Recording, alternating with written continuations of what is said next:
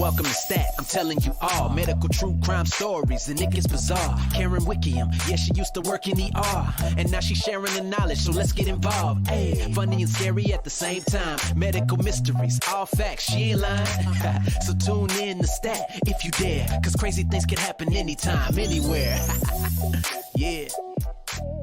Hello, everybody out there in podcast land. This is Stat, Shocking Traumas and Treatments, and I am your host, Karen Wickham, coming to you from beautiful Toronto, Ontario, Canada. And I'm not alone. It's me, Mary. It's me, Mary. I'm not feeling so merry right now. She's feeling quite contrary. And my thoughts are really scary. Oh, we're doing a whole rhyme. Yeah. It's about time. Okay. It is about time to finish this final Dale Cavaness episode. I think I did my last recording of this was sometime in November. Yeah, December was a little bit crazy for us and everything, so sorry about that, you guys. I don't know if you remember anything from that episode. Feel free to go back and re-listen to it. Brief recap. He's a piece of shit. Yeah, he's a psycho doctor. Yeah. He's a narcissist, you know. Yeah. Dale Cavaness. Oh, good one. Yeah. Zing. Bazinga. Okay. I'm going to try not to do this stream of consciousness stuff like I usually do. Like whatever pops into my head, I say, like what I'm doing right now. Okay. Dale Cavaness. Let's talk about Dale Cavaness. Okay, I did it again. Oops, I did it. Okay, guys, I'm so sorry. I guess I'm just like so wound up with Dave Cavaness. Here we go. We last left off with Dale kicking Marion out of his office, refusing to support his family. He cried poor and that he was broke, but he actually was those things. But the thing is, it's that it's all his fault that he did it, and he didn't think or care about anybody else in his life. It was all for Dale. Let's just keep a little bit aside for the family. He made he had no qualms in saying, I don't like my kids. I don't like my wife. Everybody embarrasses me. Fuck them all. Yeah. So he had blown hundreds of thousands of dollars on bad investments and reckless spending. Property, stock market, farming, partying, cars, gambling, and he was committing health insurance fraud on top of that. And he was constantly borrowing money from his wealthy friends that he would never pay back. But none of that's his fault, of course. No. Remember Marilyn? His office manager forever? Mm-hmm. She'd finally had enough, and she quit. By the time that she quit and he rehired her or begged her to come back, she was probably making like $750,000 an hour because he kept paying her more to come back. Ay. Okay, so he hired a young man by the name of Eddie Miller, he was perfect for the job because he had a certificate of public health management and, he was, set and ready to go. However, Marilyn spent the last 3 weeks of her employment training Eddie.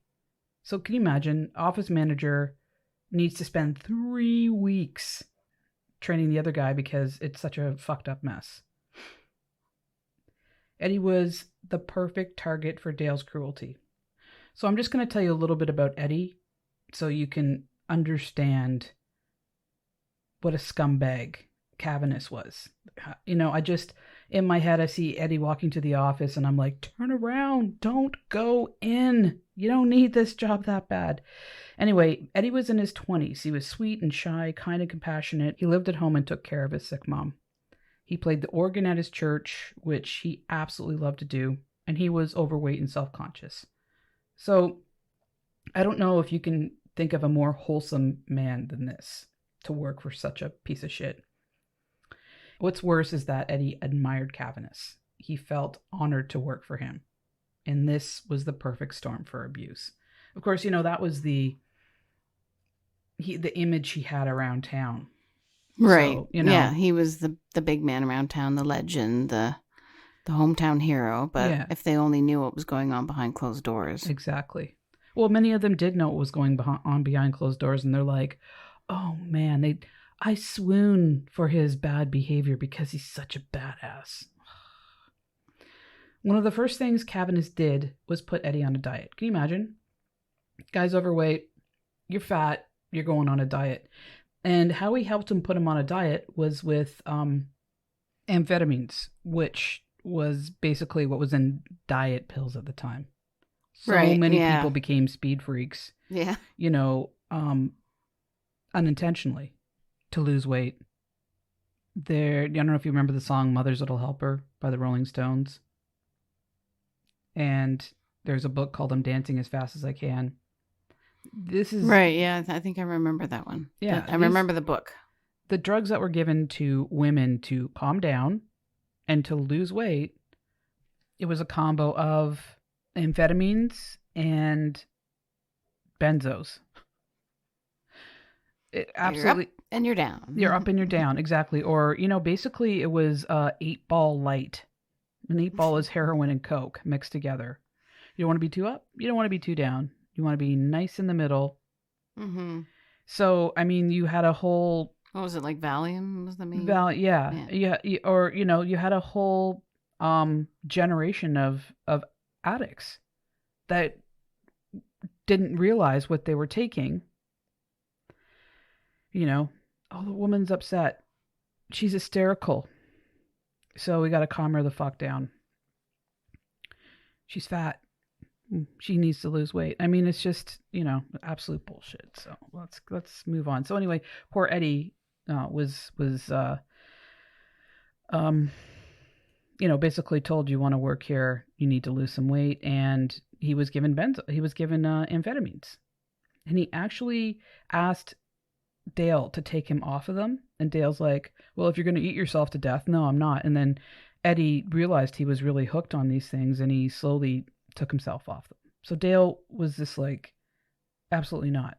I don't want a fat person. And so it was nothing about Eddie and his health. It was about Cavaness. Yeah, how it reflected on him. Yeah. So Marilyn taught Eddie how to do the books properly. She told Cavaness not to get involved. He's just like, this is not your business. And she's basically saying, no fraud. I'm going to teach you how to not do fraud, and don't listen to him.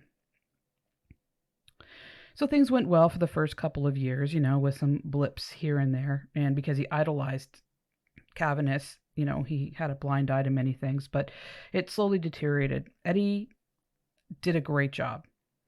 And that kind of it did bother Dale, because he couldn't push him in the direction of fraud. And the things that he slowly started to see was that Cavaness spent more money than he earned, obviously, but now Eddie saw it. And he was reckless with his spending, and like I said, all the things that put him into debt. And Eddie's like, wait a minute, you have like $200,000 coming in a year. This is in the late 1960s, early 70s.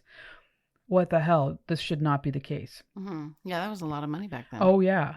And then he would hear him on these brutal screaming matches with people that he owed money to. He would just be like, I'll kill you.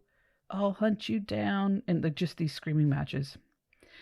Eddie witnessed terrible abuse to some of his patients. So for some of the patients, he was that kind and caring, loving doctor, at least appeared that way. And for others, he was absolutely horrible. He would humiliate them. And all his bad behavior was, quote unquote, a joke. And it wasn't his fault that people couldn't take a joke, and he'd get mad when they didn't get it or called them out. Yeah, but he's a doctor. He's supposed to be professional. You don't joke about stuff like that.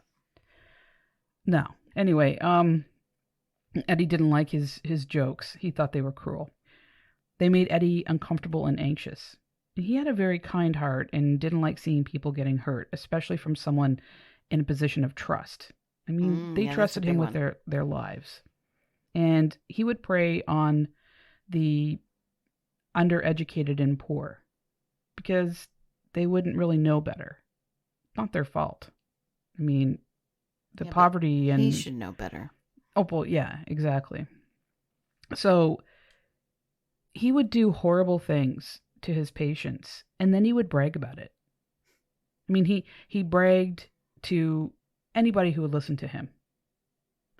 And, like I said, most of his patients blindly followed him and took everything he said literally. I'm going to give you an example right here, and it comes from the book Murder in Little Egypt. So I'm going to read a quote directly from there, okay?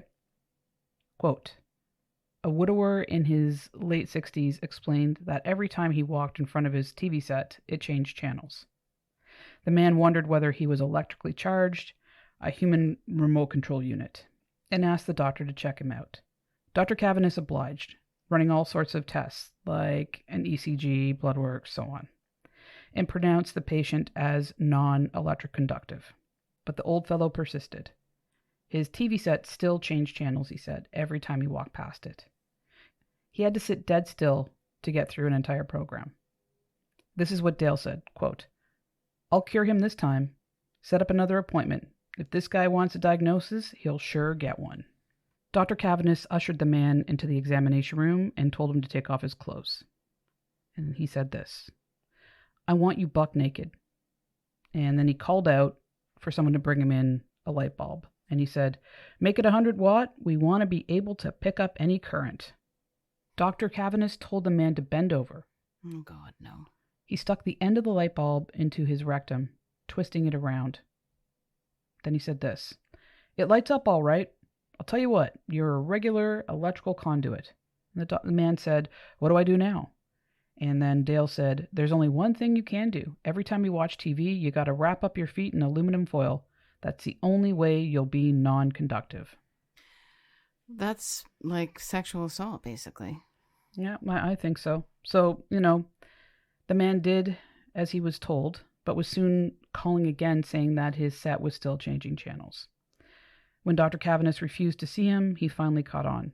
He complained around town that Dr. Cavaness had made a fool of him, but people either did not believe it or thought it was funny. Another good Dr. Dale story. So that's the end of the quotes from the book. Yeah, so like you said before. He basically sodomized the guy with a light bulb. That's exactly what he did. And it was funny, and too bad if he can't take a joke. That's so completely unprofessional. Yeah, it's horrible. It was assault. So Eddie wanted... and degrading and humiliating. Oh, yeah. I mean, all of it. All of it. And, he was telling everybody about it. Eddie wanted to quit, but he was afraid of Cavaness, like I said. He felt that he knew too much and that Cavaness would threaten him with his life. So Eddie either witnessed or was told by Dale about the victimization and cruelty of his patients, his criminal behavior, and threats or assaults he inflicted upon bill collectors or people that threatened to sue him. Here's another example about how he threatened a bill collector. He went to the house of one man, a bill collector, like I said. At night, he was plastered. He knocked on the door. His wife answered. He said to his wife, "Go get your husband." Husband comes downstairs in his pajamas, points a gun at his head, and said, "Come with me."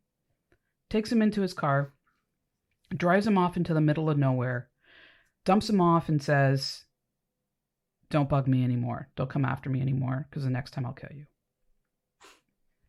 So, So he basically, in a drunken stupor, rage, whatever, abducts this guy. At gunpoint.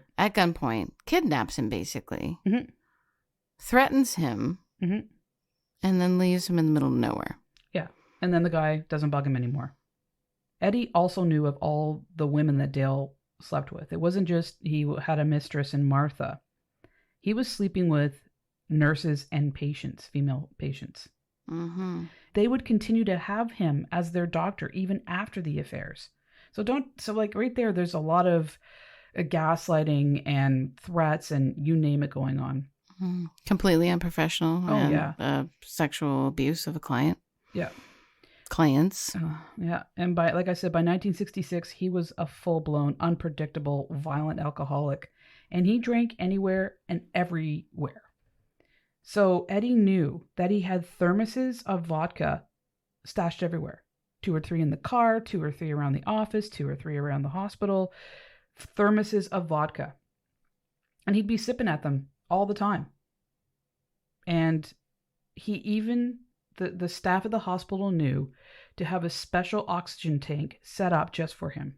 Because he'd come into work wasted or hungover, and then he would have an oxygen mask on him the whole time that he operated. And throughout this time... It's kind of unusual, isn't it? Would that be? Well, yeah.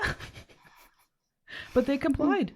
They complied. They knew he was hungover or drunk, and he's like, look, I need some oxygen. And he would drop his drawers anywhere and say to a nurse, give me a B12 shot. And he had a pocket full of amphetamines everywhere he went. So he was drinking, popping amphetamines or hungover, you name it. But he was jittery and out of control. And people just put up with it. Oh, that's Dr. Dale. B12 shots. What does that do? It's like a liver protector. It helps, your liver's Oh, screwed. okay. So because he was drinking so much. Gotcha. Yeah. Okay. And it will perk you up a little bit. Some people are B12 deficient, so they go to the doctor and get some shots and that kind of thing. So I can't believe the man was performing surgery. Yeah. Oh boy. By 1967, his financial situation went from ruin to absolute dire. He and Eddie had been working magic by trying to keep their head above water, and he was exhausted. It was constant, trying to perform magic tricks to keep... Oh, the stress levels would have been... Oh, yeah, flipping insane. one bill to this bill and putting off this and, all this kind of stuff. That just like, playing with the books. And he did it legally, so it made it even harder. And he would try to talk to Dale about it, and Dale would be like, no, that's your fucking job. I don't want to hear about it, unless it came down to committing fraud or trying to, suck more money out that wasn't there. And he even told Eddie, cut off Marion entirely. Don't give any more money to her. Don't give any more money to the kids. Not that he was paying for the kids, but the one thing that was set up was a grocery account. So she could go to the store, get groceries, and then it would be paid off, at the end of the month kind of thing. And Eddie was like, I can't do that. So he was actually the only thing that you might consider, well, it wasn't even illegal. He was taking funds, hiding it from Dale, and he kept paying off this, making sure that she had, this grocery store to go to get food for her kids and some money for her to have over and above everything else. So if it wasn't for Eddie, they'd be completely screwed. So finally, Eddie worked up the nerve to quit. And just like you expected, Dale said, no, you're not quitting. You're not leaving. And I will ruin your life if you even try. I will get you evicted from your home. I will have your mother living on the streets. And I will hunt you down. So Eddie's like, fuck.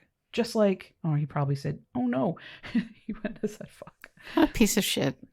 But yeah, he was terrified. He was like, see, I knew I couldn't do this.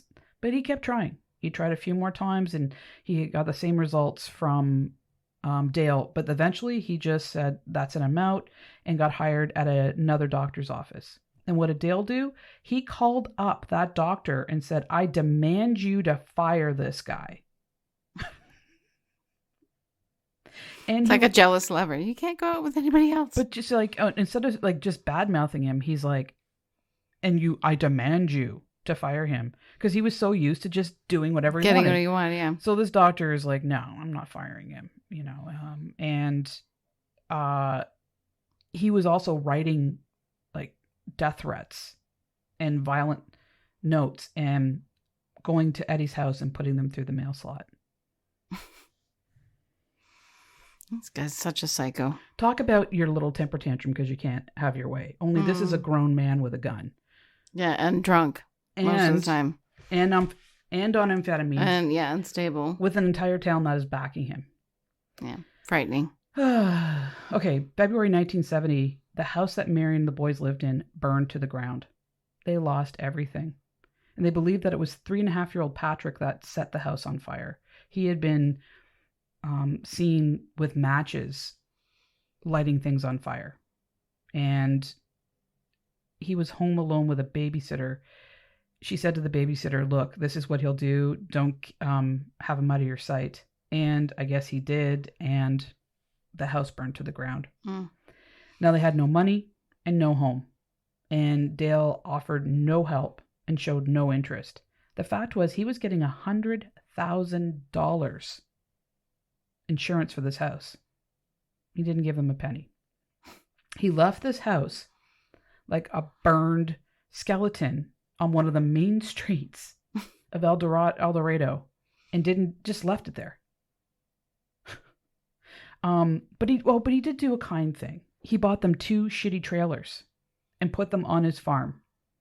So 5 people were now living in 2 shitty trailers on his farm. So Patrick and Marion lived in one, and the other 3 boys lived in the other.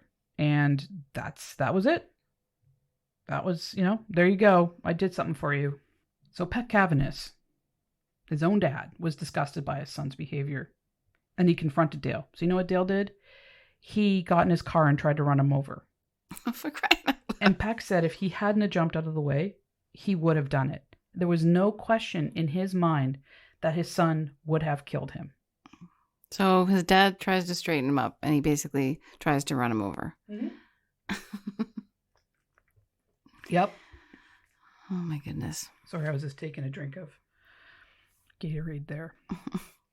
I need my energy to keep going. I just sit here and shake my head the whole time. So you pretty much do. So if you hear going in the background, that's Mary's head. So me going like hitting the microphone with my head. Yeah. Don't. So it was a matter of time before Dale was going to kill someone. And he did. On the evening of April 8th, 1971, he killed 29-year-old Daniel McCloskey and his 10-month-old daughter, Deidre, and seriously injured the baby's mom. He was absolutely drunk, like practically blackout drunk.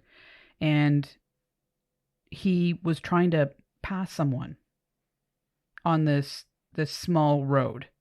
And then there was a car coming in on oncoming traffic. He had to whip back in so he didn't, have a head-on collision. And he bumped a car doing it. Then he decided he wanted to pass again. And this time he smashed into the McCloskeys' car and killed them. When the police arrived, they found that he had a bottle of whiskey that was 3/4 empty sitting in the seat beside him.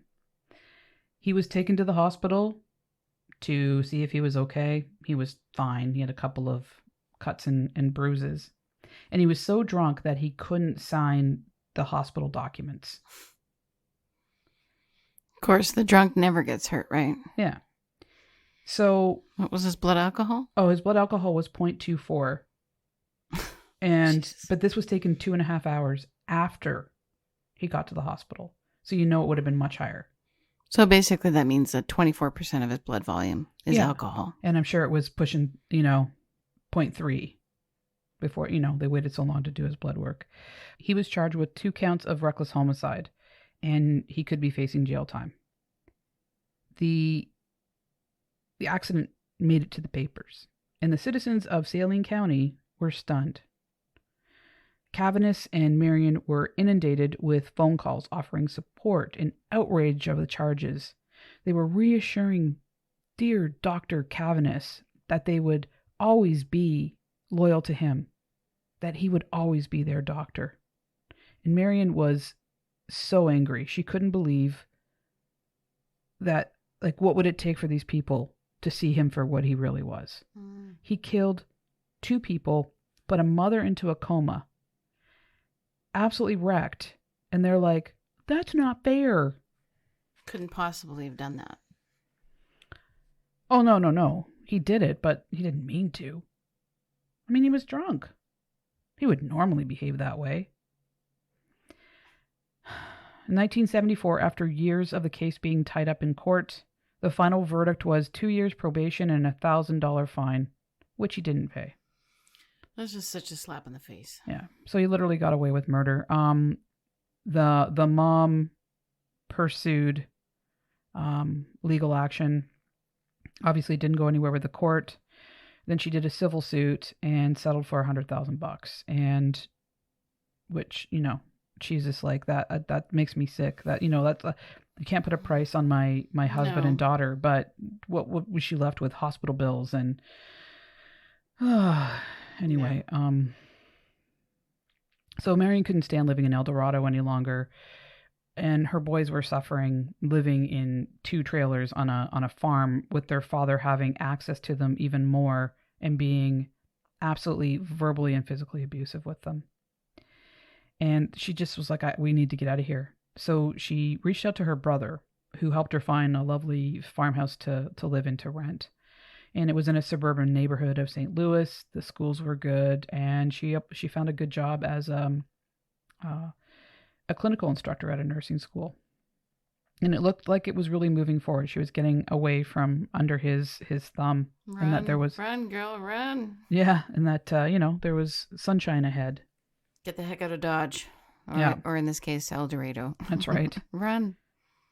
So, so other than Patrick, who was quite young still at the time, the boys didn't want to leave, even though it was terrible there, and their father was horrific. That was their town. That's where they grew up. That's where they were going to school. And it's this trauma bond. Even though he's an abusive piece of shit, they're hoping that one day that he'll, be kind to them.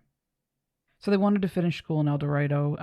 Sean didn't want to leave his father, and none of the boys wanted to move away from their grandparents. So just to be an asshole, he made it difficult for her to take the boys. He wanted nothing to do with them, but now he's like, I want Sean and Patrick, and you can have Mark and Kevin. She's like, no way. No, absolutely not. So he dropped it after a while, but, he just had to be a complete piece of shit about it. Marion filed for divorce in December 1971. Dale was ordered to pay child support, which he never did. Mm-hmm. But Marion didn't care. She didn't want to be dependent on him any longer. She just wanted him out of her and her boy's life. Mm-hmm. So a year goes by, and the boys are still not able to settle in. And, Patrick, like I said, being young, he was able to, but they were being bullied at school because they, their hick accents and things like that. Their marks had plummeted, and then Mark started drinking heavily and doing drugs, and he ended up not graduating. Sean put on a ton of weight, and he was afraid to leave his mother's side. Like, he was everywhere she was when she was at home. And he was failing school as well. And even though Patrick was doing okay in kindergarten, in a way, he's really young, he really started to withdraw into himself as well. He just, had his own little inner world. In 1972, Marion bought her own home. Mark was working odd jobs, living in one of the trailers on Dale's farm. He was actually working for his father for $2 an hour, even in 1972 was horrific pay. And he continued to drink and do drugs, and the abuse from Dale was worse than ever. It was almost a daily thing. And then Sean moved back to Eldorado to attend school and to be near his abusive father. And he also lived in a trailer on the farm. In 1976, Kevin was attending a technical college, and he was doing really well. And Sean and Patrick were actually doing pretty good as well. Mark was still working on Dale's farm and living in the trailer. He was really depressed and withdrawn, still drinking heavily. On Easter 1977, Mark was 22 at the time, and he had invited his mother and brothers to go to Little Egypt and spend Easter, so they could spend Easter together. Now, by this point, both Noma and Peck had passed away, but they had held on to the family farm. Marion and the boys arrived at the family farmhouse on Thursday, April 7th, and Mark was not there. Marion was surprised. She expected him to be there, and no one had saw him the next day, Good Friday, and then by Saturday morning, they still hadn't heard from him, and Marion was anxious, worried, and upset, obviously, right? Dale finally stopped by for coffee on Saturday morning.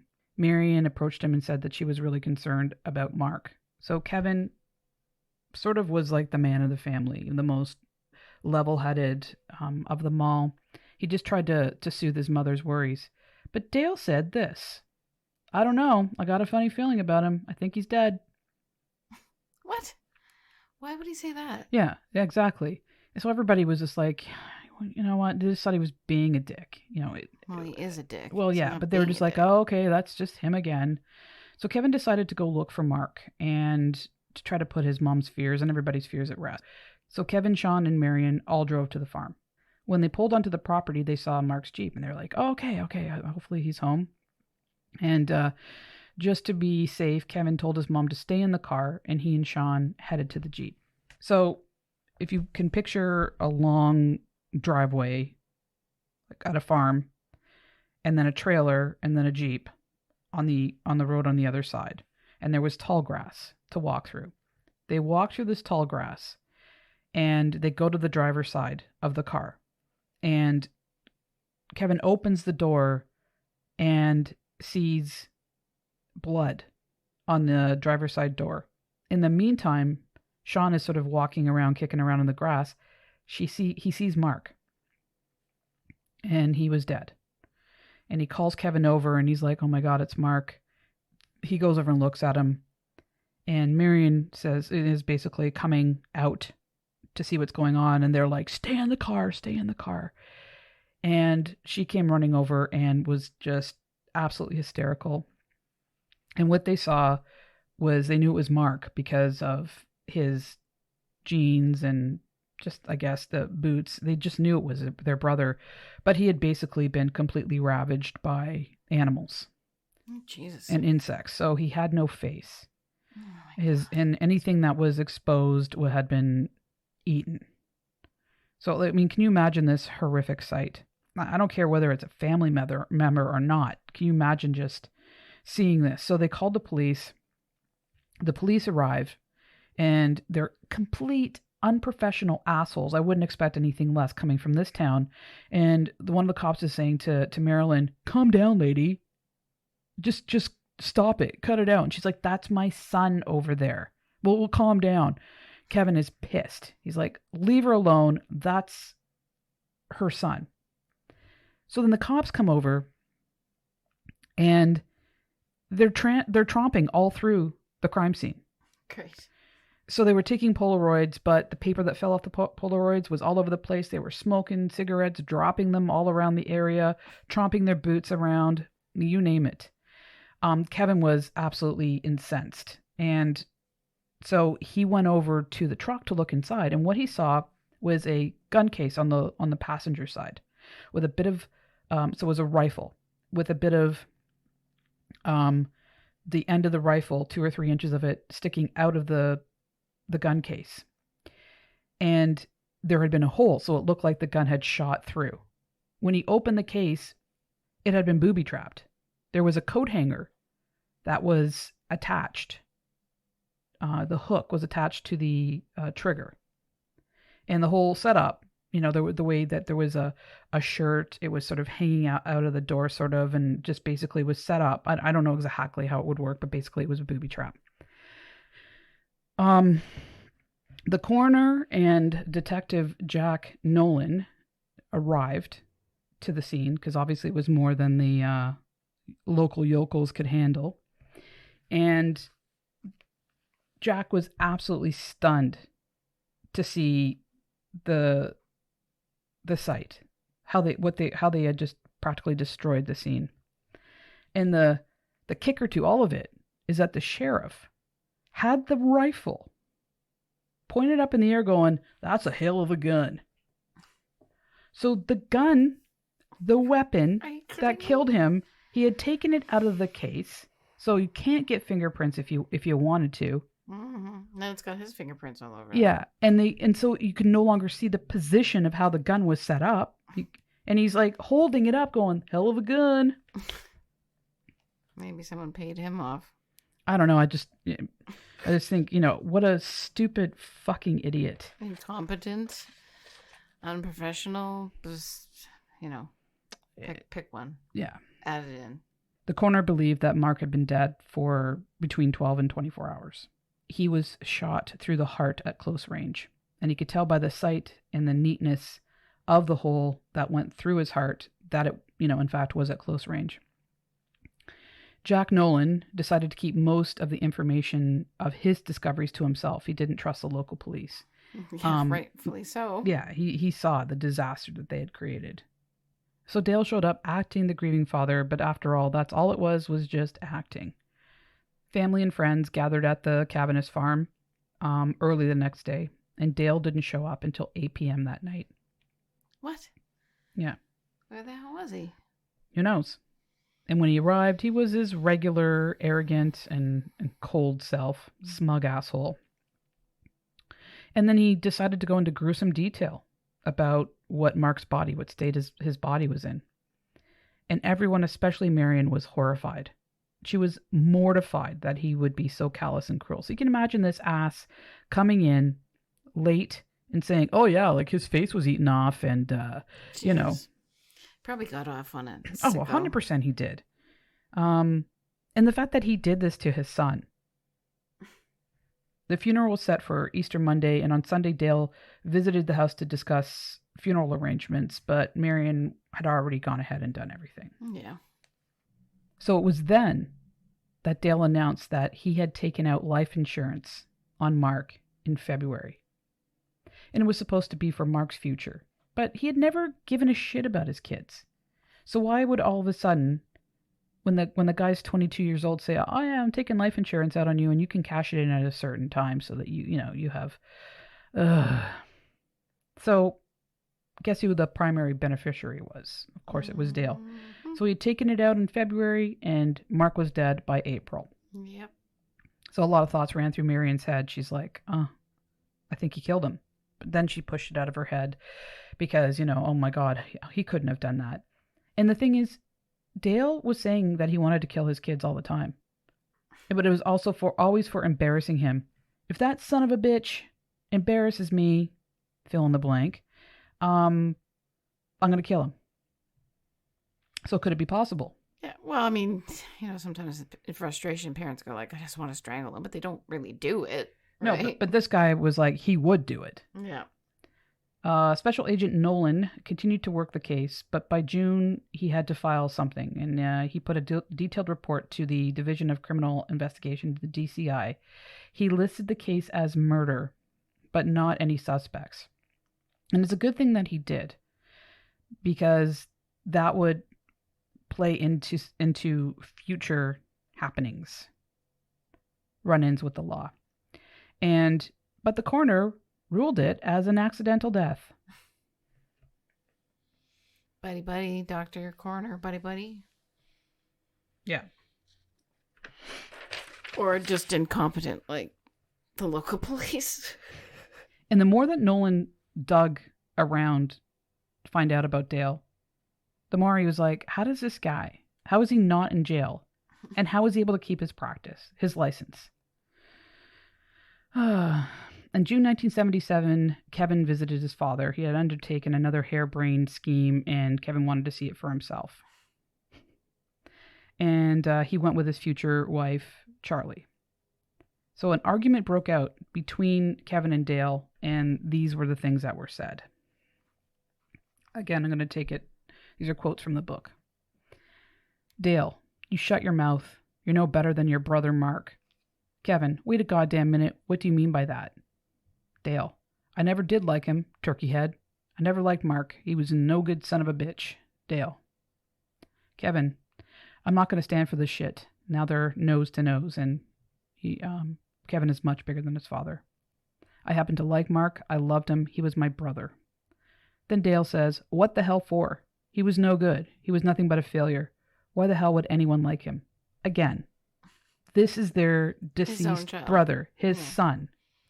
And Kevin said, you lousy creep, you take that back, what you said about Mark. And then Dale said, you may be able to whip my ass, but I'll get you. I'll get you. Oh, that sounds like a threat. Yeah. So after that confrontation, Kevin gets back in the car with Charlie and says, do you think that Dale could have murdered Mark? And she said, yeah, I do. Because my father-in-law is crazy? Yeah. So Sean had always been a quiet and sensitive boy. He had compassion and empathy, and he felt everything deeply. And he suffered from anxiety since he was really young. So he started drinking heavily, and he had a serious problem at 16 and was a full-blown alcoholic at 20. Mm. In 1982, Kevin and Charlie were married, and they both had really good jobs. She was a nurse, and he was an engineer. And they were living comfortably. In 1983, they convinced Sean to go to rehab, and they paid for it and supported him through it. One of Dale's new tricks was arson. He had burned down one of the trailers on the farm for insurance, and apparently he got $80,000. That's what he told Kevin, which makes me think, was it Patrick that burned down the house? Or did Dale have something to do with it? Because he was also doing it to cars. Or did he encourage his son to do it? Yeah, I mean, there was a lot of different things pick up the habit from his dad, yeah. Of his that were started to burn. He was lighting things on fires, like cars and stuff like that. He was also involved in a drug ring. He was supplying morphine to drug dealers for a nice, tidy profit. So the dealers and Dale were eventually arrested, and Dale was let go unscathed, while the others served time. And, of course, this scheme, the worst of it all, was involving life insurance. He convinced Kevin and Sean to let him take life insurance out of them for their future. And he was the primary beneficiary if they were to die. So for a while, Sean had been doing better after he completed the treatment program. And as far as Marion went, she was getting married to a lovely man by the name of Les Green.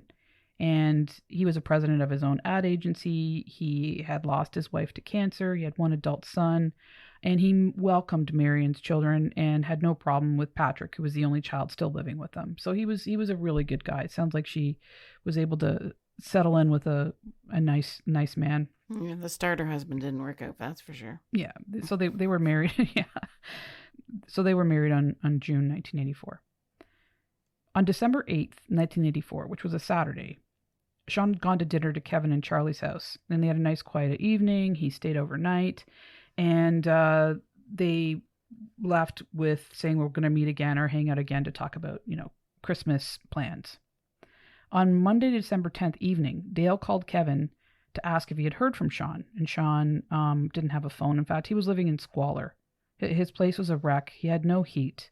He had no electricity. He was warming the place with like a Coleman stove. Jeez, that's dangerous. Yeah, and there were, and he had started drinking heavily again.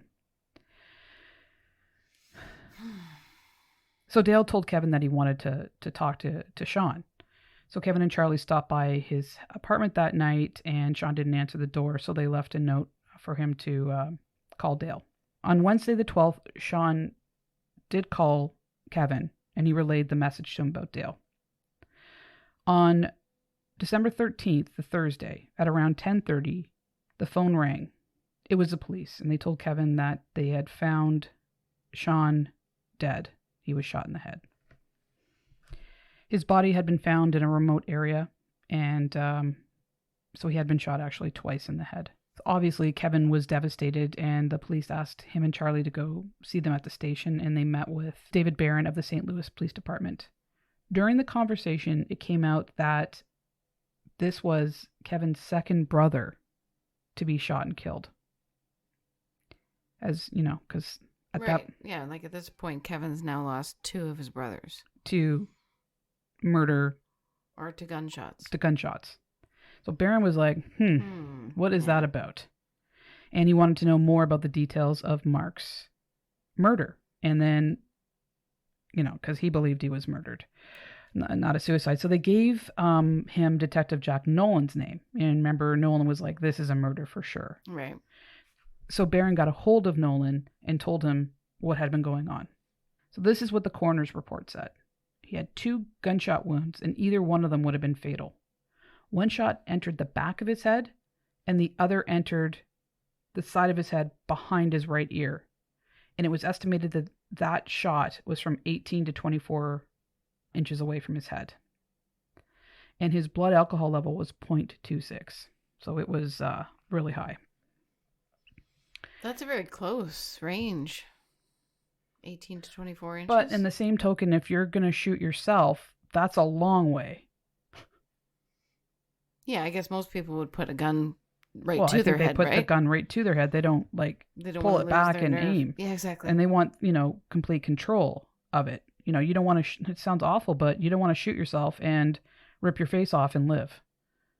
Yeah, if I you're mean, gonna I don't, use a gun. it So is what it that's is. ding, ding, ding, suspicious red flag. So Marion is just absolutely beside herself, distraught. Yeah. And they told Dale, and he showed absolutely no emotion. Hmm. He's like, yeah. That's actually what he said. He's like, huh, yeah. That was his answer. At the apartment building that Sean lived at, he had a couple of neighbors who really took a liking to him, and their names were Mr. and Mrs. Crowick. And when Barron went to investigate, this is what they told him. She was driving home from something, and when she was driving up her road, she saw a car that she didn't recognize. And this car was driving behind her, and at one point drove beside her and stopped. Then she's like, what the hell? Saw it was a dark vehicle. The car went up and did a U-turn. She pulled into her driveway, went in right away and told her husband, this is what's going on. He goes out to the front of the building and sees this vehicle, and he takes down, that it was an Oldsmobile Tornado, and he gets the license plate. Oh, thank goodness. Yeah. But what happened though is that he didn't really have to try too hard to do it because the car had pulled in to their driveway. Mr. Crook immediately recognized him as Dale Cavaness because he had met him one time before. So he goes in, they can hear him and Sean in the apartment, and they were partying and drinking heavily and singing and stomping around the whole bit into the early morning hours. Then they heard them leave. After that, Barron took the plate number and looked it up, and in fact, it was Dale Cavaness. He now was like, all right, he is like primary number one suspect now. He asked him to come down to the police station. He's talking to Dale, and he says, where were you on December 12th? December 13th. Oh, I was in Illinois at home. When was the last time you saw Sean? It must have been a month ago. So he was busted. 100% busted that he was lying. And Barron was like, all right, got you, you son of a bitch. But they had to let him go because they had no, real evidence to prove it was him, but they knew it was him. Yeah, but he's building a case because this guy's actually a competent individual and knows how to police. Yeah. Yeah, and so was Nolan, but he could only, take it so far, right? Mm-hmm. So Nolan was like, yeah, it's him, and he likely killed Mark as well. And with him and Nolan working together, like, for sure, this is the guy. He did it. On Saturday, December 15th, Kevin, Charlie, and Dale and a few friends all went out for dinner. And they were, speaking fondly and reminiscing about Sean, all except Dale. And he was getting pissed off. And all of a sudden he interrupted everybody and said this, quote, now wait a minute, let's not make Sean into something he was not. Yeah, he made him into something. And then Kevin said, what do you mean by that? And then Dale said, he was an embarrassment to me. He was just found fucking murdered. Yeah. Kevin was irate, and he just ripped Dale's face off. On Monday the 16th, 1984, at the funeral, Dale acted jovial. He was laughing and joking and, hamming it up with people, and he showed no sadness, no grief. It was like it was a party to him. Obviously, this didn't add up, and Nolan and Barron were there, and they're like, what the fuck? He's an embarrassment to himself. Yeah, but this is not a grieving man who just lost his son. I mean, no, because he knows he's getting insurance money from it, right? Yeah. Exactly. Dale was due to drive home the next day, Tuesday the 18th. Because he had lied that he hadn't seen Sean in 4 weeks, and they had proof otherwise, they could arrest him. So Barron told the police that were working with him not to let him cross state lines. And he tried to, and they arrested him. He was taken without incident. And they had already had some warrants approved. And while they were questioning him, Nolan was already getting his home raided and his car and everything else. They had some interviews set up for alibis, and one of them was Martha, and she just flat out said he left this night and didn't come back until late this day. And he was so cocky about it. He's like, go ahead, talk to Martha, thinking she would cover his ass, and she didn't. So that's his mistress, right? His longtime mistress. She's finally fed up with his bullshit. Yeah. So, yeah, exactly. So Nolan and Barron were totally working together. They had a beautiful setup here. And Dale was like, okay, I'm going to need to change my story here a little bit. It looks like they did get me busted on this. So this is what he changed his story to. Oh, I can't wait to hear this. Yeah, this is good. He said that he was really concerned about Sean and he was going to go check in on him. And while he was telling this, he was saying Mark, Sean, Sean, Mark, Mark, Sean. Like he was getting their names screwed up. And of course it was Mark, Sean, Sean, Mark, because he killed both of them. Right. Like it wasn't like Kevin Patrick. It was, yeah.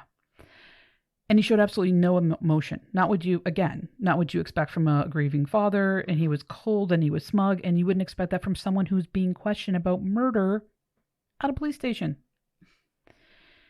So Kevin and Charlie were informed of Dale's arrest. And they're like, yeah. And they come into the station. They're like, we'll help in any way we possibly can. He filled them in what was going on. And he's like, what do you think? What do you think? Like, what was the motive? The reason why he would kill his son? And almost at the exact same time, they said insurance. And he's like, oh, okay. Now we've got the motive. So he got $40,000 for Mark's death and $100,000 he had taken out in insurance on not just Sean, but Kevin as well. Remember they both went? Oh, right. Yeah, he's convinced them that he should take out life insurance. Yeah. He convinced them he should take out life insurance on their for their future. Exactly. No, it was for his future. $100,000 each. You remember he said to Kevin, I'll get you. Yeah. Fuck, he probably would have. And your insurance policy too. So Barron laid out all the evidence of how Sean was found, what the coroner's report was, and there it was all out for Dale to see that he was screwed. But this is what Dale said. And this is a humdinger. He had gone to see, like I said, I started earlier, he'd gone to see Sean because he was worried about him. Yes, the doting father. Yeah. They started drinking, and they were pretty hammered and decided to go out for a drive in the country. They drove into a remote area, and they decided to pull over and look at cows. They got out of the car. Well, they going cow tipping or something? Yeah, but I'm not going to lie to you. In my youth, and I lived in a rural area, we might have gone out hammered driving in a truck, and I'm really ashamed of that part of it. I am. But, I mean, getting out of the car and going, let's look at cows, was like an unusual thing, you know. Again, I'm ashamed that I did that, but this is why I'm like, I can see that. They got out of the car, and after a few minutes, Sean asked Dale if he could see his handgun. So he gave it to Sean, and then Sean said, tell Mom I'm sorry, and he shot himself in the head. Right, this is his story. That was the story. Right.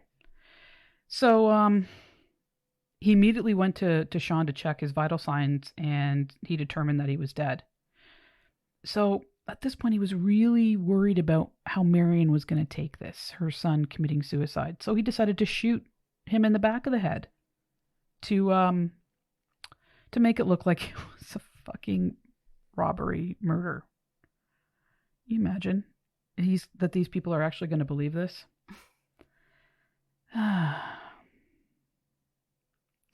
So Barron asked him to show exactly how it was done. Like, you were standing where, he was standing where, what gun, car, the whole bit. And of course, it did not add up at all. And there's no way in a million years that this was a suicide. It was a homicide.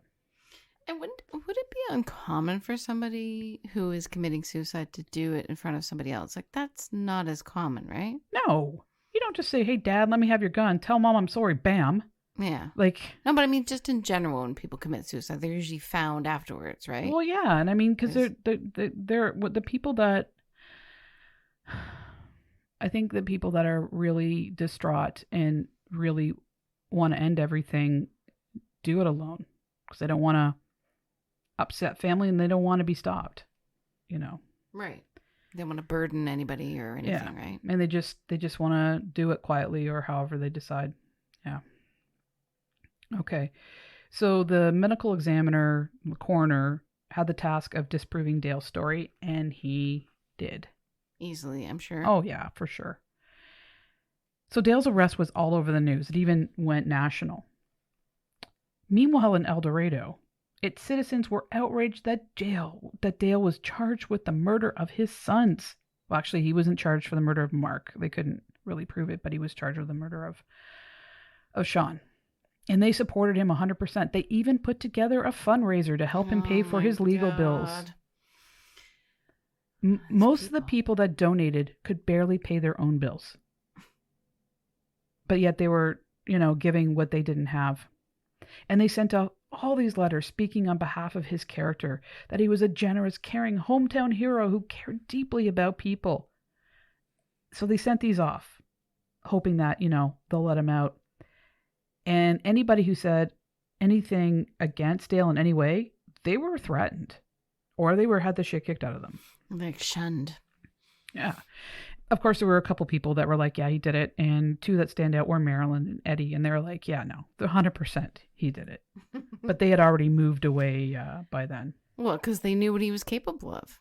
100%. Oh, and they also knew his financial situation, right? I mean, they both knew. They knew everything. Right. They knew what his character, they knew what he was all about. So his trial started on July 8th, 1985. And on July 13th, the prosecution had mistakenly entered evidence to the jury, and a mistrial was called. Oh. Yeah. A new trial was set to begin on November 14th, 1985. November 19th was the last day of the trial and closing arguments. The jury deliberated for only 2.5 hours, and they found him guilty as charged for the murder of Sean. Hallelujah. Yeah. On January 6, 1985, Cavaness was sentenced to death by gas. Oh, wow. They still had that? Yeah. And on Monday, November 17th, 1986, he was found hanging by some electrical cords. He had committed suicide. Oh. Coward's way out there. Yep. Had control to the very end. He left a victim-y suicide note. Oh, great. Where he, you can just imagine. I'm not even going to get into it, but it was all, poor me. Yeah. I did the best I could. I tried to be a good father. He left everything. Didn't even take his punishment. No, exactly. Take his lumps. To the very end. And of course, he couldn't live life the way he wanted it. And he was not going to let them decide how his life was going to play out. He left everything to Martha. Nothing to his sons or his ex-wife. I could see not ex-wife, but nothing to his sons. You might say, oh, what did he have left? But he had a practice, he had a farm. He had a few things that could, be sold. Probably it went to paying off whatever debt he had. But still, it's a punch in the face to leave everything to Martha, the mistress. And he did not mention any of his sons' names. Marion, nothing. Nothing about them. Because it was all about him. Exactly. So that's it. That's the story. It's glad to be done with him. Yes. We're glad to be done with all of them. I'd never heard of it before. You brought this up. But neither had I. It's a fascinating case, but what a dirtbag. Yeah. Just total scumbag. One of those things that you can see that a maniac can hold a town hostage, hold people hostage, like a cult. Mm-hmm. And do the worst shit possible. And he didn't hide it. And they were like, oh, that's just Dr. Dale. Haha, guffaw. Guffaw. Oh yeah, guys, that's the end of the case. And there you have it. Hallelujah. Sorry that it took so long to get this case out. As you heard, or as we told you, end of November and December were very difficult months time. But it's a new year, and it's looking like like last year. it's looking like 2021 on already on steroids. Not quite, because there's no. Please just wear a mask, people. Get vaccinated. Yeah, we know it's not anybody that's listening to the show right now. That's true. We're speaking to the choir, preaching to the choir. They're already down with it, doing it, doing the right thing. So, actually, we're going to be doing an episode really soon talking about COVID and anti-vaxxers and anti-maskers. And I know we're all sick and tired of hearing about it, but I'm going to break down, and I already did this once before, but break down the psychopathy of these people. Because they're not right. They're just selfish, you know what? They are, but there's more to it than that. And this is not me letting them off the hook. It's like, this is how scary this shit is. Their way of thinking. Because most of this is the fault of people that allowed this to continue to spread because of their bullshit. So anyway, you can, some people might not want to listen to that. Obviously, I totally understand, but we feel the need to break it down, the psychopathy of all this, and look at it from a different angle, which I think makes it scarier. But so yeah, that's it. So thank you everybody for listening to the show. Thank you to all our Patreon supporters, all the listeners. And if you guys are willing, I would love it if you gave an iTunes review. That would be absolutely amazing. I love them. And go check out the Facebook group. Again, it's an amazing group of people, and we have a lot of fun and talk about serious things. And a lot of it is goofy stuff, so that, we can sort of blow off some steam, have a little laugh or two, and blow off a bit of steam. So anyway, yeah, that's it. And there will be a new episode coming out shortly. And like I said, I'm going to try my best and hope to have regular episodes coming out now that even though it's a new year that's looking pretty stanky, it doesn't mean that we have to roll over to it. Okay? So thank you everybody for listening. Make sure you take care of yourselves and take care of one another, and most importantly, love yourself. Peace. One love. True crime and it gets none realer. Sometimes it'll be the cure that'll kill ya. Gotta watch out, yeah, you gotta watch your back, cause you don't wanna be another episode on Stat. Thank you for tuning in, learn a thing or two. These medical mysteries can be unbelievable, yeah. Subscribe, make sure you do that so you'll be tuned in and be ready for the next show. Stat.